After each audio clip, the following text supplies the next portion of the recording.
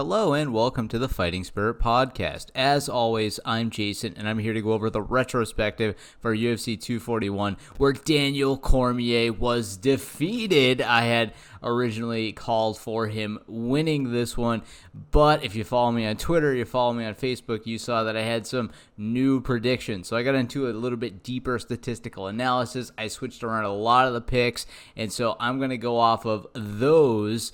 And in that one, Miocic was the projected winner. He retained his heavyweight strap. Let's get into it. We had an excellent 9-3 on the pure picks. We also went 9-2 on the pure calculated picks. Maybe I'll talk a little bit about what we did there. Let's get into it, though. Here's the show.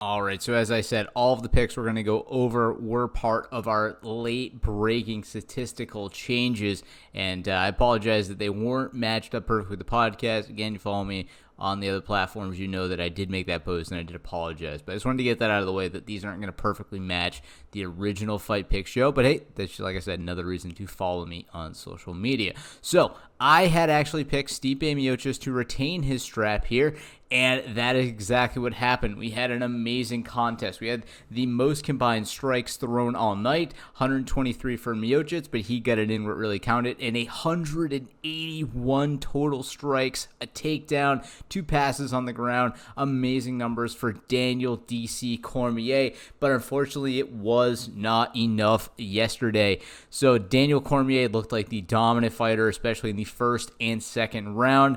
However, I'm not sure what happened exactly.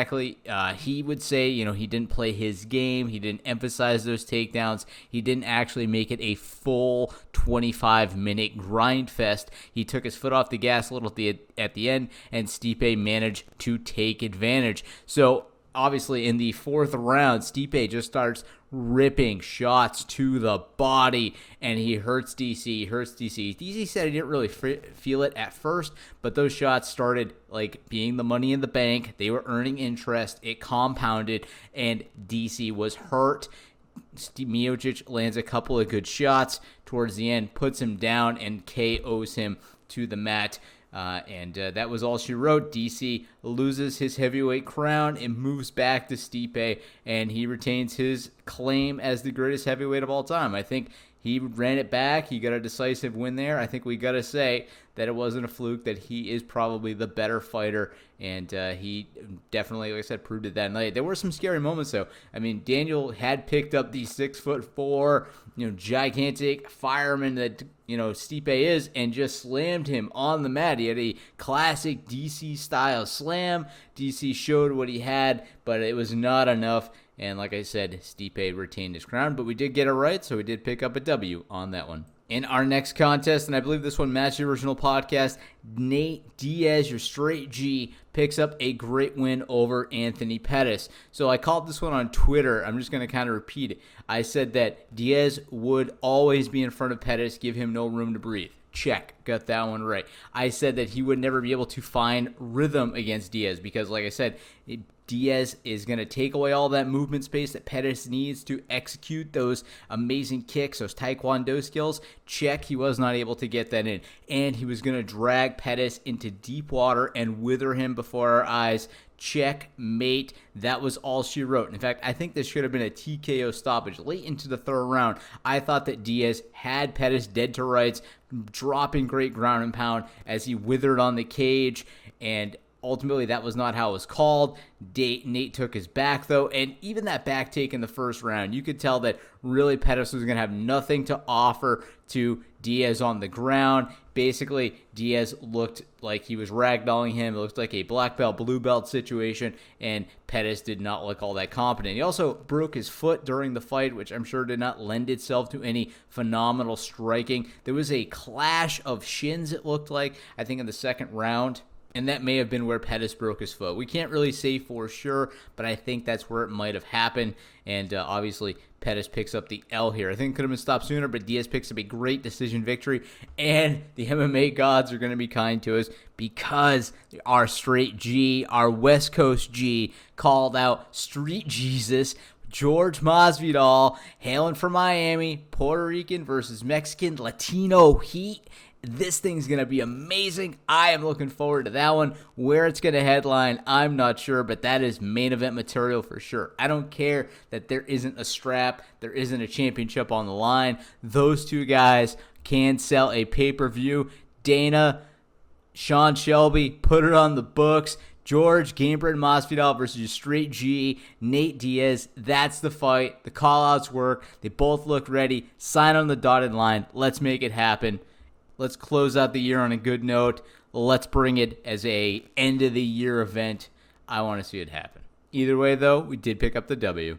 All right, another clash of the Titans situation. Paulo Costa defeats Yoel Romero. I think I did call this one on both the later and on the podcast. Paulo Costa picks up an amazing victory. Yoel does outstrike him, but I think Costa just ultimately does more damage. Not to say Costa wasn't busted up at the end of the fight himself, but I think ultimately Costa did more damage. It was a phenomenal fight. Did get some fight of the night money, so hats off to those guys for earning an extra 50 G's. There was, I don't know, it was just an interesting fight. Yoel is tough as hell. I mean, I don't know how that guy honestly withstood a lot of the shots. You had clean head kicks catching Yoel. You had nut shots. There was a devastating knee by Costa early in the fight that, took a few minutes, extra into the fight for Yoel to recover. Maybe that was just some, game plan minutes of recovery.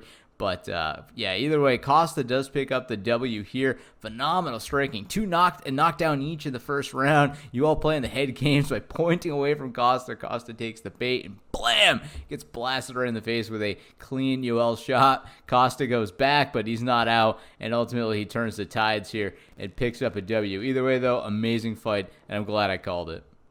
All right, in our next matchup, we had Sodiq Yusuff defeat Gabriel Benitez. So we called Yusuff in this one. It was a KO early on. I thought this one was a little bit of a nail-biter, though. So Benitez does get an early knockdown, but ultimately Yusuff perseveres, and he ends up picking up a KO of his own and picks up a W for us. So hats off to him. In one we were not able to call correctly, though, Derek Brunson defeats Ian Heinisch.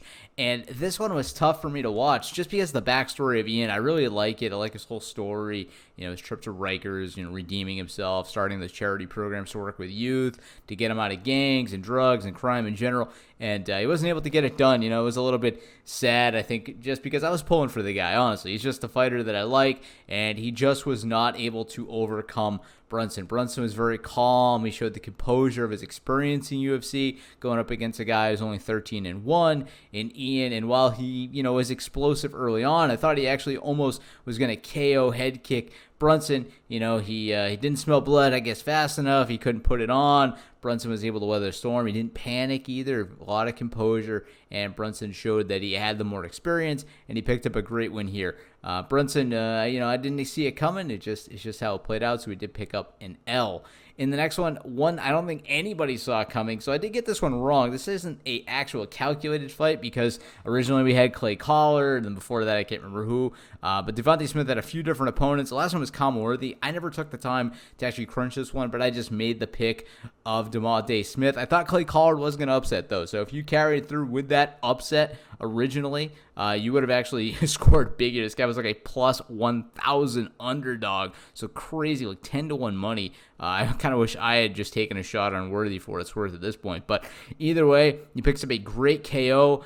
Interesting backstory to this one, too. Apparently, they were training partners, kind of friends at one point. Devontae Smith, gives him the call, gives him the nod, and he shows up, on the mic afterwards. He says, I'm 33. This guy's young. I got to prove a point. I only got so much time in this game. And he took full advantage of that. Worthy is definitely getting another great opponent coming up. I mean, to make your UFC debut on a UFC 241 pay-per-view with this stacked card is just amazing to open up the show. I think that these guys put on just an amazing performance. Actually, not to open up the show. It actually was to close out the main or the prelim.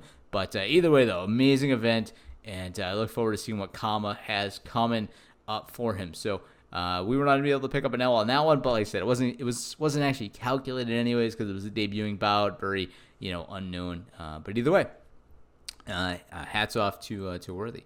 In the next one, Sandhagen dismantles a Sun Sao, picks up the unanimous decision in this one. We pretty much called this one. I did not see a Sun Sao giving Sandhagen really any problem. I thought that this was also an amazing grappling contest. So it was a little bit of the BJJ blue balls. It did not end up with a submission, but there was so much high-level grappling. Great passes, great sweeps, a lot of movement off the bottom, and all of it was really triggered by a Sun Sao with his 4 takedowns. But Sandhagen was so good in the scrambles that he was able to overcome everything a Sun Sao had. Sun Sao was not able to maintain any kind of top pressure at all. He wasn't very dangerous off his back, and I thought Sandhagen had him dead to rights on the ground. Also on the feet, Sandhagen was so good moving in and out of the pocket, so light on the feet, that you could see a Sun Sao load up for big shots, and he just was not fast enough, was not good with his timing, and he was not able to catch Sandhagen, so he ultimately gets outstruck in that one, and Sandhagen ends up doing more damage as well. So those 4 takedowns were not enough to turn the tide. Maybe if he had had a little ground and pound situation, I could have seen a Sun Sao picking it up, but that was not the case, and so we picked up a W with Sandhagen. Then we move on to Drakkar Klose and Christos Giagos. So in this one, I made, I think, a late change with Drakkar Klose picking up the W here, and it was pretty decisive. I thought he beat the brakes off of Giagos. Great striking, great takedowns. He just looked like a phenomenal fighter, and I think a lot of people were betting against Klose. I took him, though, and he was a great payout.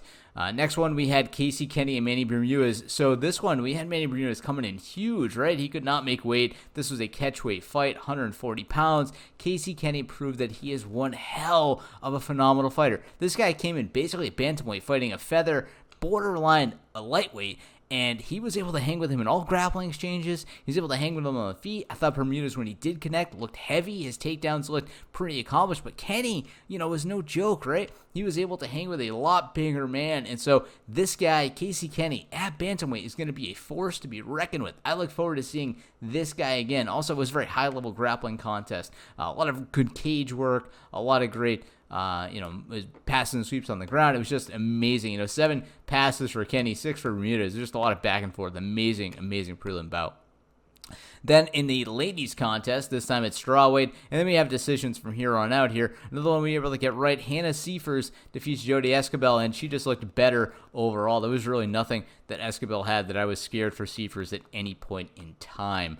Kohang, or Ho Kong, actually, picks up a W against Brandon Davis. This was one we also got wrong as well. So 2 incorrectly calculated fights on the night. One kind of is a guess to me, but overall a 9-3 or 9-2, depending how you look at it. But one of those came at the hands of Kohang, or Kyung Ho Kang, defeating Brandon Davis. I thought Davis looked okay in the 3rd round, and it was a split decision loss for us, or a win for Kang.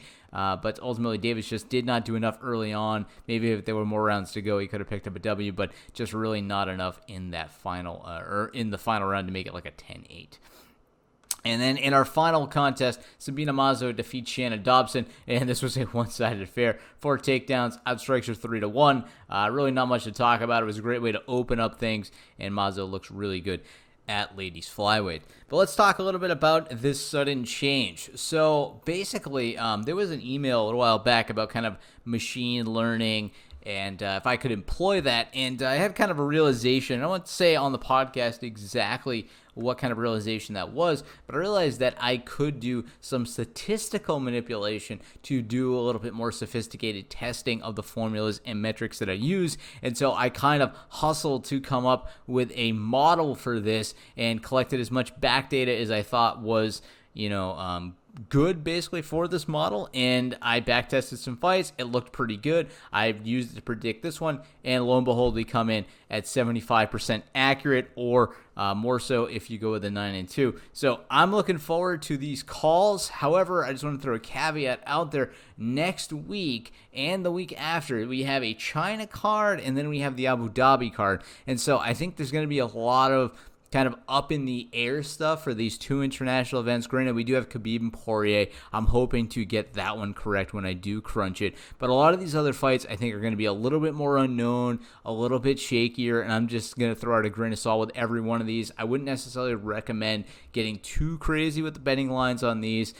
just because they're going to be international and, hometown edges and guys traveling and all that stuff. It's not a good affair to get into. I'd recommend staying away for the most part, except for maybe the main events. I think Andrade and Zhang is going to be easy enough to crunch, although maybe a big edge to Zhang. Same for Khabib if we go to the decision on those.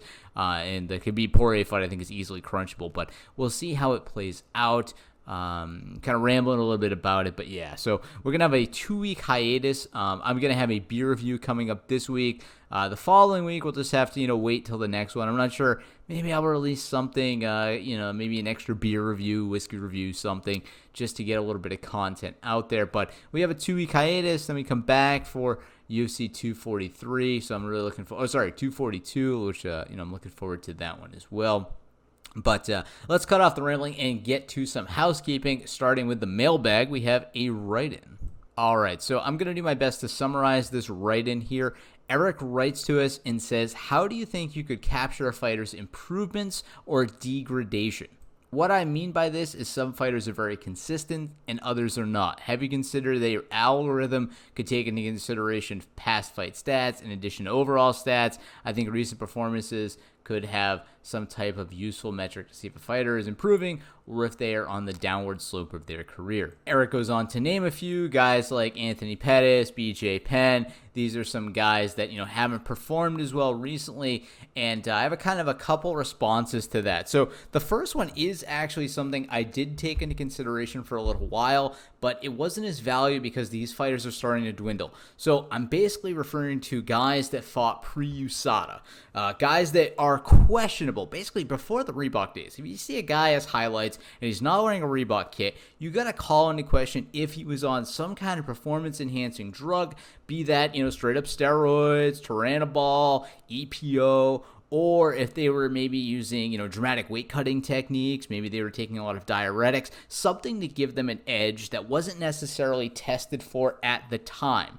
And I think guys like maybe Jose Aldo, maybe who you call here, guys like BJ Penn, Anthony Pettis, I think these were guys maybe at one point that took a little bit of an edge because everybody really was. A lot of guys were. We're talking about the Uberim era, and a lot of these guys took dramatic drop-offs. You could see it physically, like Uberim versus Overeem today. I mean, these are like two different human beings. I mean, when Uberim was huge, he looked like a comic book character. We say UL looks like a comic book character, but he looked incredible, looked like the Hulk. And, we know that wasn't fully natural. And I tried to adjust for that at some points that I'm trying to get to. I tried to take some points away, but there's only so many fighters that really still fight today. And so I found it not really to be too useful. And it's kind of hard to get enough data on it, because only so many fighters were at that level. They're still basically in the UFC. So what I have to kind of rely on is just the downward sliding numbers. So things like, the winning percentages, what your output is in the fights. If you're losing fights, you're not performing so well, that stuff's going to slide out. And so that'll naturally speak to itself in the numbers. Now, I don't actually adjust for kind of, the longevity of the fighter. So if you were amazing and then all of a sudden you kind of crashed out, it might bring the overall average down when we get the stats. But I don't try to make a wild adjustment for that. I just let the stats, be their own, be themselves, and the trends will, show themselves over time. We might get one wrong, but slowly, the fighter's overall points will slowly degrade. So I think just over time, that's really the key to this. I don't think there's anything you want to inject like I was trying to do with these pre-USADA fighters, and that, everything will become self-evident eventually. So, Eric, thank you very much for writing into the show. I look forward to all of your questions. Anybody out there, please write the show at fightingspiritpodcast@gmail.com. Also, get in touch with me at MMA Fight Pick 01. You never know when I could make these last-second fight announcements or pick announcements. Please follow me on Twitter at MMA Fight Picks 01. Also, we're on YouTube. We're on your podcast platform of choice. We're on Spotify. You know all that. Please like and subscribe to the show. And so we're going to be on a little bit of a hiatus here. We're going to be having another beer review coming out as part of the Patreon-driven beer reviews. That one should launch on Thursday. And because we have a layoff, I'm not really sure what we're going to do in the meantime. Maybe I'll just give the show a little bit of a break. Maybe I'll put something else out there. It's kind of up in the air. If there's something you really want me to do, please write into the show, and I think maybe we can make that happen. There's maybe a couple of, I get an idea, and maybe there's something also brewing. Potentially, I'll make an announcement if anything becomes solidified, so stay tuned for that, or maybe don't. Maybe it'll just kind of fade off into the ether. I have no confirmed status on what I'm considering or thinking about at the moment. So I'm rambling. I will be back with you soon, probably with the beer review. But until I speak with you again, happy fight picking.